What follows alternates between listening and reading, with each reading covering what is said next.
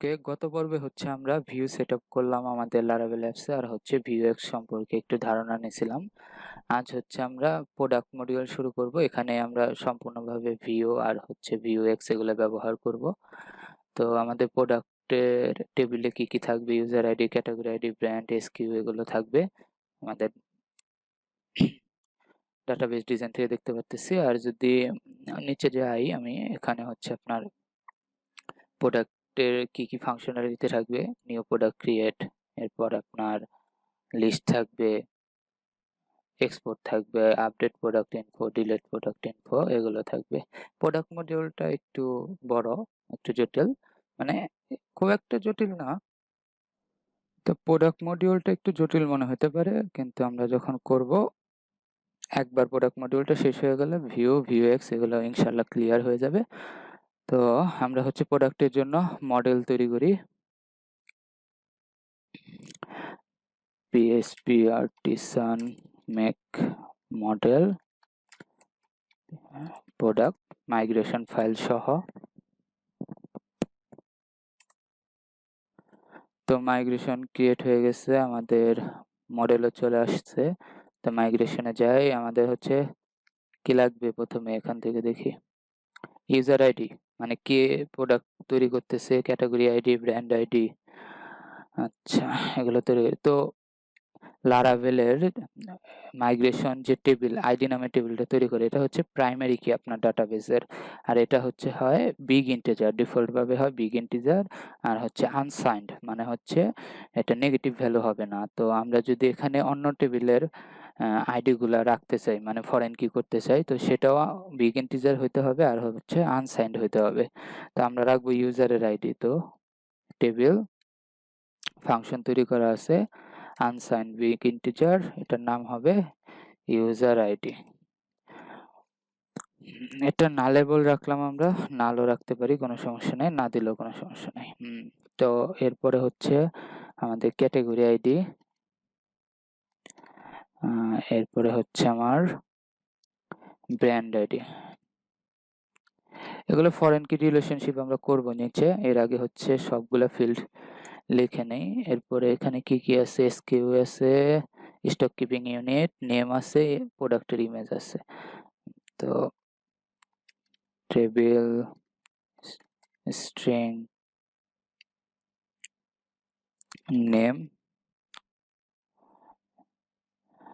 এরপরে আছে হচ্ছে আপনার এসকেইউ, তারপর আছে হচ্ছে ইমেজ। ইমেজ স্ট্রিং কেন, এখানে শুধু আমরা ইমেজের নাম রাখবো, আর বাকি যা আছে সব হচ্ছে মানে ফাইলগুলা হচ্ছে আমরা লারাভেল ফাইল সিস্টেম ইউজ করে স্টোরেজে রাখবো। তো ইমেজ পর্যন্ত হইলো। এরপরে আছে কস্ট প্রাইস, এগুলো ডেসিমাল ভ্যালু হবে, আর রিটেল প্রাইস। ডেসিমাল মানে তো বুঝতে পারতেছেন, দশমিক ভ্যালু হবে, মানে 1.2 বা 5.4 এরকম হতে পারবে। টেবিল ডেসিমাল, এটা হবে কস্ট প্রাইস। কস্ট প্রাইস মানে কত দিয়ে উনি এটা খরচ কত পড়ছে বা কত দিয়ে কিনছে প্রোডাক্টটা, কস্ট। ডেসিমাল হচ্ছে আপনার, আমরা এখানে দিলাম 8 ডিজিট, মানে 8টা ডিজিটের হতে পারবে এই ভেরিয়েবলটা, ডেসিমালটা। আর ডেসিমাল মানে দশমিকের পরে হবে, মানে 2 ডেসিমাল পর্যন্ত আমরা স্টোর রাখবো। মানে কস্ট প্রাইসটা 8 ডিজিটের হতে পারবে ডেসিমালের, আর হচ্ছে ডেসিমালের পর হচ্ছে 2 ডিজিট থাকবে। তো এটা যদি আরো কনফিউশন থাকে তো যেতে পারেন, সার্চ দেন লারাভেল এলোকেল ডেসিমাল মাইগ্রেশন,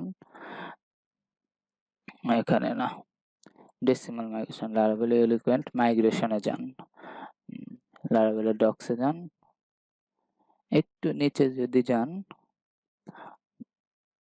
ওদের ফাংশন গুলাতে যান, এই দেখেন ফাংশনের লিস্ট, এখানে দেখেন ডেসিমাল আছে, এই দেখেন টোটাল ডিজিট, এরপরে হচ্ছে ডেসিমাল ডিজিট। আসলে সবই আপনার ডকে নেটে এগুলো আছে, কিভাবে খুঁজতে হবে এগুলো আস্তে আস্তে শিখে যাবেন। তো তখন আর টিউটোরিয়াল দরকার পড়বে না, নিজেরাই সব করতে পারবেন। এগুলো সহজ, প্রোগ্রামিং এত কঠিন কোনো বিষয় না। আমরাও যখন ডেভেলপ করি সফটওয়্যার এরকম all time Google stack overflow এগুলো সার্চ দিয়ে নেই। তো কস্ট প্রাইস হয়েছে, এরপরে হচ্ছে retail price, cost price retail price শেষ। এরপরে হচ্ছে ইয়ার ডিসক্রিপশন, ইয়ারটা হবে 4 ডিজিটের, কারণ ইয়ারটা 4 ডিজিটের বেশি এখন হবে না। ডিসক্রিপশনটা আমরা 45 255 এগুলো দিচ্ছি না, মানে লিমিট দিচ্ছি না, ডিফল্ট 255 থাকুক, ওটাই থাকুক। আমাদের লাগবে ইয়ার ডিসক্রিপশন আর হচ্ছে স্ট্যাটাস, মানে প্রোডাক্টের স্ট্যাটাস কি অ্যাক্টিভ প্রোডাক্ট না ইনঅ্যাক্টিভ প্রোডাক্ট। তো আমরা দেব হচ্ছে, এখন হচ্ছে করব ইয়ার স্ট্রিং দিলাম, ইয়ার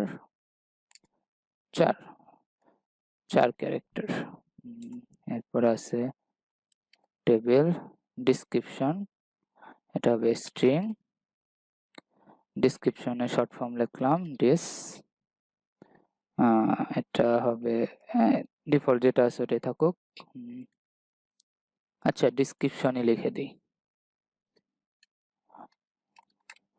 ডিসক্রিপশন। এরপরে হচ্ছে স্ট্যাটাস, তো স্ট্যাটাসটা আমাদের দুই ধরনের হতে পারে, সেটা হচ্ছে অ্যাক্টিভ ইনঅ্যাক্টিভ। তো এটা হচ্ছে বুলিয়ান ভ্যালু হতে পারে। তো table Boolean.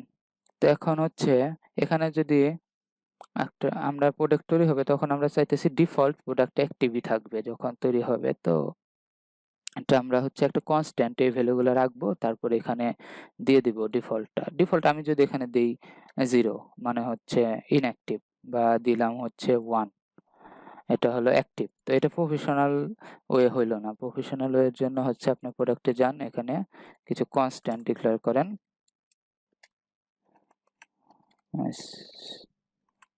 Constant public const, constant গুলো সব বড় হাতে লিখতে হয়। স্ট্যাটাস অ্যাক্টিভ এর জন্য দিলাম 1, আরেকটা তৈরি করলাম, ওটা স্ট্যাটাস ইনঅ্যাক্টিভ, এটার জন্য দিলাম 0।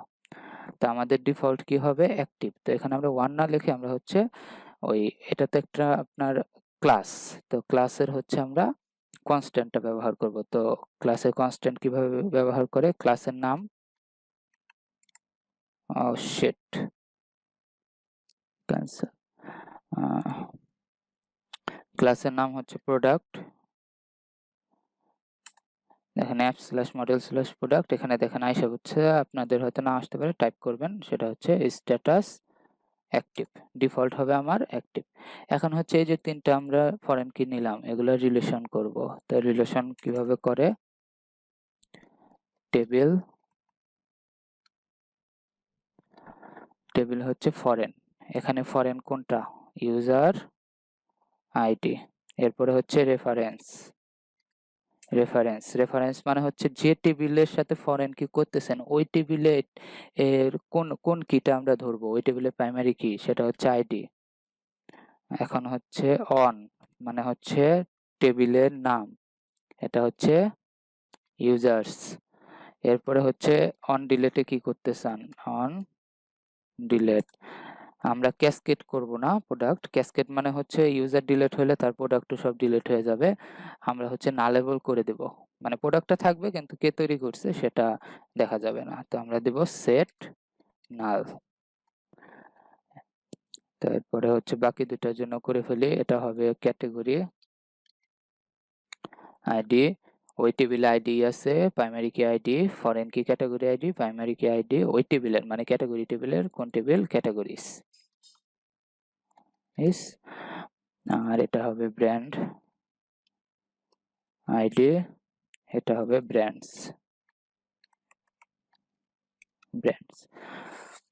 মাইগ্রেশন তৈরি করা হয়ে গেছে মোটামুটি। তো এখন হচ্ছে আমরা মাইগ্রেট করি, পিএইচপি আর্টিসান মাইগ্রেট, আমাদের মাইগ্রেশন কমপ্লিট। এখন হচ্ছে আমরা কন্ট্রোলার বানাবো এটার জন্য, প্রোডাক্টের জন্য PHP artisan make controller, controller নাম দিলাম প্রোডাক্টস কন্ট্রোলার,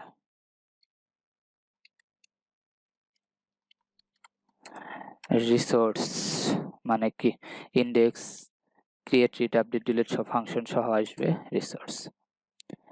আমাদের প্রোডাক্টস ক্যাটাগরিজ তৈরি হয়ে গেছে, প্রোডাক্টস ক্যাটাগরিজ না, প্রোডাক্টস কন্ট্রোলার তৈরি হয়ে গেছে। তো এখন হচ্ছে আমরা রাউট করব, রাউটের জন্য যেতে হবে আমাদের ওয়েবে। তো আমাদের ক্যাটাগরি ব্র্যান্ড সাইজের জন্য করা আছে, এখন আমরা করব প্রোডাক্টের জন্য। এটা হবে প্রোডাক্ট, এটা হবে প্রোডাক্টস, এটা হচ্ছে আমাদের স্ল্যাক মানে হচ্ছে উপরে ইউআরএল এর যা দেখাবে। এটা হবে প্রোডাক্টস কন্ট্রোলার। প্রোডাক্টস কন্ট্রোলার আমরা কি করি, এটা কপি করি এখান থেকে উপরে ইউজ করি, এখানে স্ল্যাশ, এরপর হচ্ছে এখান থেকে এটা কেটে দিলাম। তো আমাদের রিসোর্স তৈরি হয়ে গেল। এখন হচ্ছে আমরা আমাদের লেআউটের সাইড বারে যাই, আরেকটা মেনু তৈরি করি, সাইজের এটা কপি করে নিলাম। তো এখানে কি হবে, এটা হবে প্রোডাক্টস, প্রোডাক্টস ডট ইন্ডেক্স, এটা হবে প্রোডাক্ট। দেখি রিলোড দেই, কি আসছে, product index not define route. আচ্ছা প্রোডাক্টস, এটা কি ঠিকঠাক লিখছি হবে? হ্যাঁ এস দেই নেই, কিভাবে হবে প্রোডাক্ট, হ্যাঁ প্রোডাক্টে ক্লিক করে কোনো কিছু নাই ইন্ডেক্সে। তো আমরা ইন্ডেক্সে কি করি, সবগুলো প্রোডাক্ট রিটার্ন করি, তাই তো? আমাদের ডাটাবেজে কোনো প্রোডাক্ট নাই, তো আচ্ছা তাও রিটার্ন করি, সব প্রোডাক্ট নিয়ে আসি ডাটাবেস থেকে, প্রোডাক্ট অল, এটা আপাতত করতেছি, এখানে অনেক চেঞ্জ হবে সামনে, রিটার্ন ভিউ, এটা হবে প্রোডাক্টস ডট ইন্ডেক্স, আর কম্প্যাক্ট পাঠাবো হচ্ছে প্রোডাক্টস। আমরা ভিউতে যাই, ভিউ, এখানে অনেক কিছু আছে, এগুলো ক্লোজ করে নিউ ডিরেক্টরি প্রোডাক্টস, প্রোডাক্টস এখানে হচ্ছে index, new file index dot gate dot PHP, এখানে আচ্ছা সাইজের ইন্ডেক্সটা কপি করে নিয়ে আসি, না সাইজেরটা না ক্যাটাগরিটা নিই, তাহলে নেম পাবো, ইন্ডেক্স, প্রোডাক্ট ইন্ডেক্সে বসালাম কপি করে, এটা হবে প্রোডাক্টস, এটা ড্যাশবোর্ড, প্রোডাক্ট লিস্ট, প্রোডাক্ট, এটা হবে products dot get add product, sell name, name action. আমাদের আপাতত প্রোডাক্টের নেমটা দেখাবো, পরে আস্তে আস্তে মডিফাই করব। এগুলো ক্যাটাগরিজ না, আমরা এখন ভেরিয়েবল পাঠাইতেছি প্রোডাক্টস, যত ক্যাটাগরি আছে সব হচ্ছে আমাদের প্রোডাক্ট বানিয়ে দিতে হবে। কন্ট্রোল, যদি আপনারা পিএইচপি স্ট্রং চালান তাহলে কন্ট্রোল অল্টার শিফট জে, তাহলে সবগুলো সিলেক্ট হয়ে যাবে। আর অন্য আইডি চালাইলে ওখানেও আছে অপশন, আপনারা একটু সার্চ করে নিয়েন। প্রোডাক্ট, আমাদের সব প্রোডাক্ট হয়েছে, ক্যাটাগরি এগুলোরে আমরা বানাবো যে প্রোডাক্ট, তৈরি হয়ে গেছে, সব রেডি। এখন যদি এখানে রিলোড দেই, দেখেন প্রোডাক্ট লিস্ট আসছে, প্রোডাক্টে নো প্রোডাক্ট ফাউন্ড, এখন হচ্ছে অ্যাড প্রোডাক্ট, এটা হয়ে গেল, ওকে।